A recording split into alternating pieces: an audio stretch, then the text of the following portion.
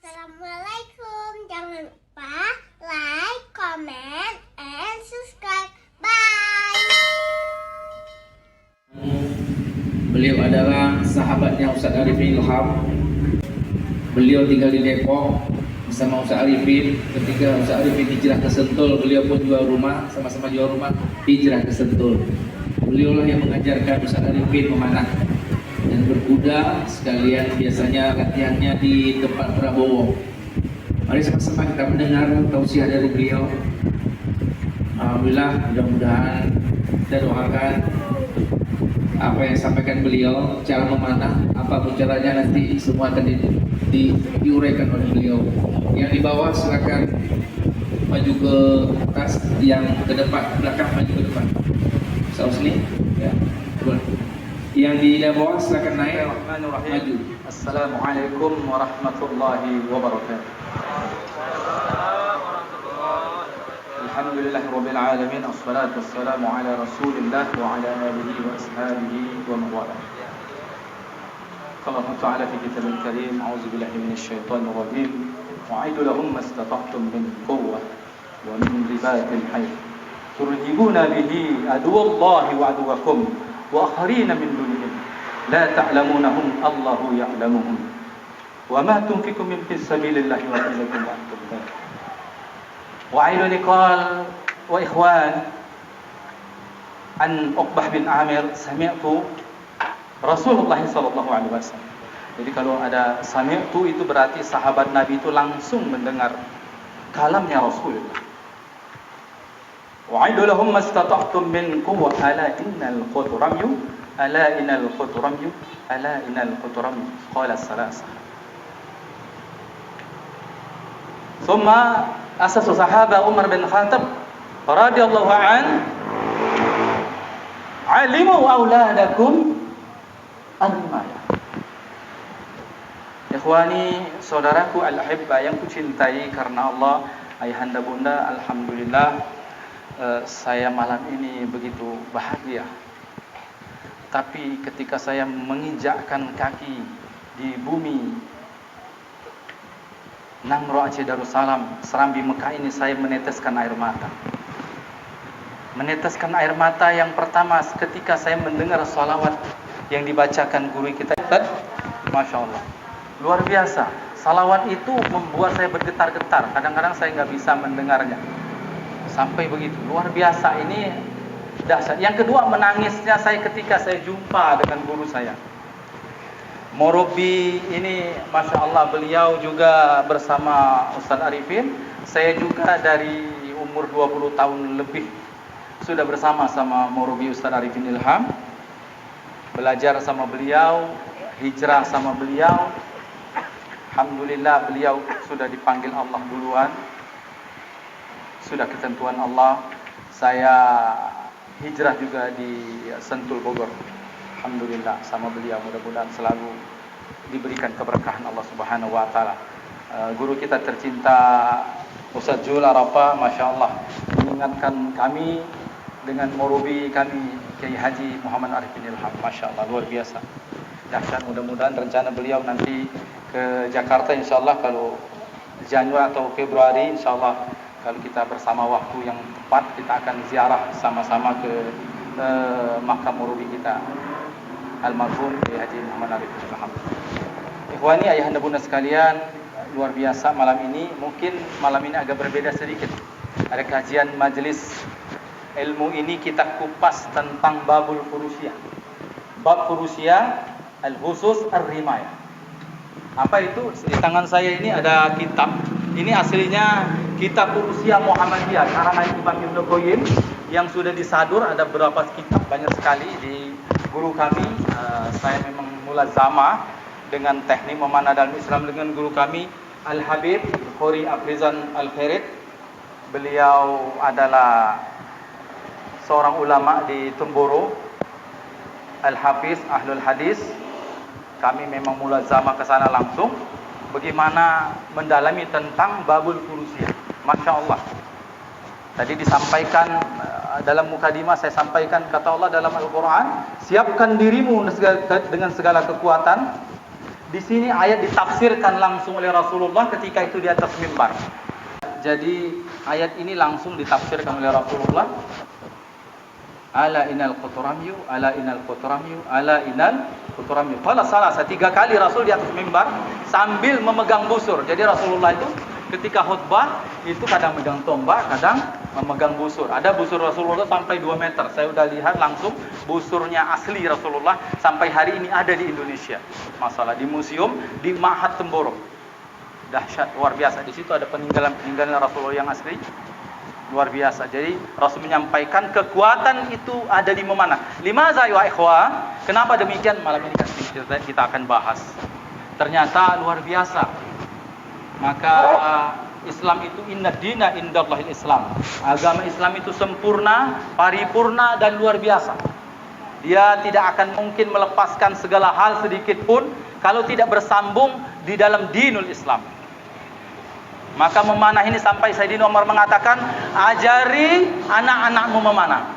Kalamnya Sayyidina Umar, sahabat Nabi, mertuanya Rasul, panglima perang yang dijamin masuk surga, memerintahkan seperti itu. Dahsyat, kita juga belum dijamin masuk surga. Yang luar biasa lagi, kita nih masyhur imam kita, mazhab kita Imam Syafi'i. Imam Syafi'i hobinya mana? Kata Imam Syafi'i dalam kitab Ruqyah, hiwayati thalabul ilm, dinul Islam wa rimayah. Dahsyat. Imam Syafi'i kita tahu ilmunya luar biasa bagaimana. Hobinya memanah. Sampai begitu. Maka ketika Imam Syafi'i minum air Zam-Zam, masyhur doanya yang ketiga, yang pertama minta ahli dalam memanah. Jadi bukan bisa Imam Syafi'i, ahli. Yang kedua, ahlul ilm. Imam Syafi'i. Yang ketiga, masuk surga ghairul hisab. Masuk surga tanpa hisab. Dahsyat. Berarti ini enggak main-main. Maka di sini secara kaidah hukum memanah ini adalah wajib. Tapi di sini fardu kifayah. Karena di situ fi'il amar. Segala perintah tentu wajib. Maka kata Rasulullah, ta'lamu ramya. Belajar kalian memanah. Fa innama baina hadafaini raudatun min riyadil jannah. Karena di antara target memanah maujud taman surga. Maka guru kami Al-Habib Khori di Temboro itu lapangan manahnya di dalam rumah, Ustaz. Masya Allah. Saya juga lapangan panah ada di indoor, ada outdoor, di dalam rumah. Saya kalau habis di Bogor, habis halako, kami suami istri sama istri manah. Istri kadang-kadang masak dulu manah di dalam rumah. Kadang-kadang kalau lagi memang fresh, sebelum tahajud mana kita mengakses, Masya Allah. Kenapa demikian ya ikhwah? Karena kata Rasulullah, man masa bainal ghardaini kana lahu bi kulli fatwatin hasanatun.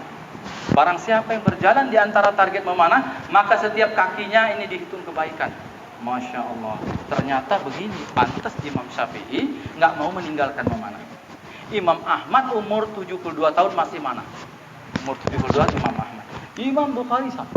Para imam tuh nggak mau meninggalkan memanah karena sudah masuk ranah ibadah, bukan hanya mencari keringat biar sehat, mengolah fisikly, bukan begitu, tapi sudah karena Allah dan ibadah. Oleh karena itu teknik memanah dalam Islam ini tentu ada rukunnya, ada zikirnya, ada adabnya. Al-ilmu, al-adab qabla ilmu. Jadi kalau kita mau amaliyah biar diterima oleh Allah tentu dengan ilmu. Lalu tidak cukup dengan ilmu. Kalau kita hanya manah-manah saja ya di luar kita juga banyak yang manah. Tapi ini berbeda. Biar ada nilai pahala menjadi cahaya. Setiap lesatan anak panah itu menjadi cahaya. Kalau sudah innamal a'malu binniyah untuk Allah dan Rasulnya, maka wala ramaita iz ramaita walakinnal harama. Bukan kamu yang melemparkan itu, tapi aku, kata Allah. Maka tidak ada olahraga di muka bumi ini yang dihadiri malaikat kecuali memanah.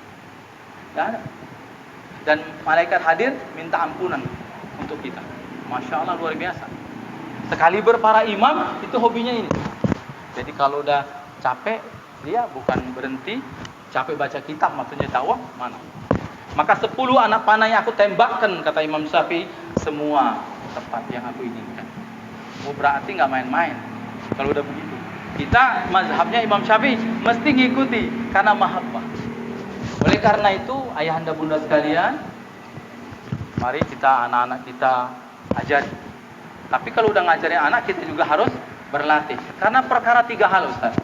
Kita menghidupkan ini karena perkara 3 hal. Kalau enggak, mungkin masih banyak kerjaan lain. Yang pertama, amrullah. Karena perintah Allah.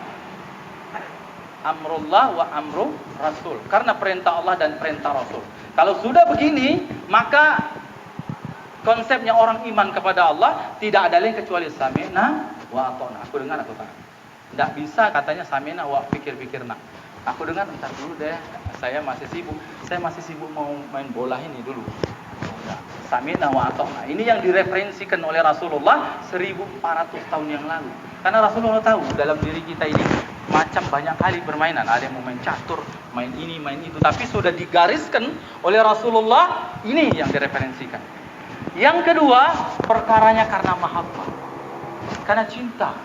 Kalau sudah cinta, Masya Allah. Tadi disampaikan salawat tadi, kita nangis karena cinta. Karena cinta kepada Rasulullah. Maka kita lakukan ini. Tidak ada pilihan lain. Dahsyat. Karena cinta. Kalau cinta bagaimana kira-kira? Kan nggak bisa lip service hanya di mulut tapi nggak praktek. Karena babul takwa, pintunya takwa itu mahabbah kepada Rasulullah. Kalau kita nggak cinta, nggak bisa membuka itu surga nanti. Oleh karena itu, lanjutannya setelah mahabbah kita ittiba, mengikuti Rasulullah, as-sahabat, terus sampai al-ulama. Maka kita memanah ini mengikuti teknik imam mazhab. Di dalam teknik memanah Islam itu ada teknik imam mazhab. Macam-macam, banyak sekali. Karena memanah kami ini dinamis. Tekniknya bergerak. Bisa membelakangi target, bisa duduk, bisa sambil menyamping. Itu teknik para imam. Nanti kalau mau berlatih sama Ustaz Zul, mungkin nanti secara teknis Ustaz Zul yang ngatur gimana. Kita akan sampaikan ini seluruh Indonesia ini harus ahli. Harus ahli, bukan bisa. Jadi kalau di Mahat dulu kami di Azikra itu sudah membuat kurikulum memanah dan bab furusia ini bukan eskul. Eskul bagi kami bahasa Inggris. Bahasa Inggris eskul. Memanah ini perintah. Sudah kami bikin kurikulum. Ala kulli hal murabi dipanggil Allah tertunda. Jadi dulu nanti rencana kami di Mahat kami itu akan menjadi kajian ini pelajaran wajib. Kira-kira begitu. Luar biasa teknik memanah dalam Islam. Karena sudah kita niatkan ibadah, perkaranya ibadah. Istri saya kalau di Bogor itu ibu-ibu banyak sekali, ada 100 orang lebih rutin itu. Jadi kalau Jumat, Rabu, pagi itu ini kelasnya ibu-ibu. Sabtu itu kelasnya anak-anak. Banyak sekali, ada ratusan anak-anak. Kalau yang Ahad itu umum. Berlatih. Kita punya ini saat perkumpulannya diresmikan langsung oleh guru kita. Waktu itu kami mengajarkan kajian seminar tentang teknik memanah. Alhamdulillah guru kita juga UAS sudah mereferensikan juga. Waktu itu kita sempat berikan juga karena beliau 5 hari di Azikra. Waktu itu UAS mengadakan kajian di bulan Ramadan. Alhamdulillah. Jadi ini dulu kita bangun mindset kita, kenapa harus memanah? Kenapa aku nggak yang lain? Karena perkara Allah dan Rasulnya. Jadi ini memang hilang ilmu ini. Di akhir zaman ini muncul lagi insyaallah. Dulu hilang zaman Ottoman runtuh, ini hilang. Dulu kalau kita tahu tentang bagaimana kebengisan Genghis Khan menghancurkan dari zaman Bani Umayyah, itu hancur lebur umat Islam, dibunuh bahkan ratusan ribu, ada yang mengatakan jutaan. Tapi dikalahkan sama pasukan Mamluk terakhir, pasukan Islam yang ahli memanah yang dipimpin oleh Saifuddin Qutuz. Di antara salah satu jenderalnya Imam Taibawah, mengarang kitab tentang teknik memanah luar biasa. Dia mensadur daripada para ulama. Jadi Islam itu agama sempurna. Sampai perkara main, apalagi ini menghabiskan waktu cukup lama. Allah bersumpah wal asr. Jadi menghabiskan waktu itu tentu kita harus yang diridhoi Allah. Jadi setiap langkah mengambil anak panah itu dihitung kebaikan. Setiap lesatan anak panah itu menjadi cahaya. Maka teknik memanah dalam Islam, Ustaz, apa Ustaz? Jadi ini busur yang tradisional horsebow. Terima kasih.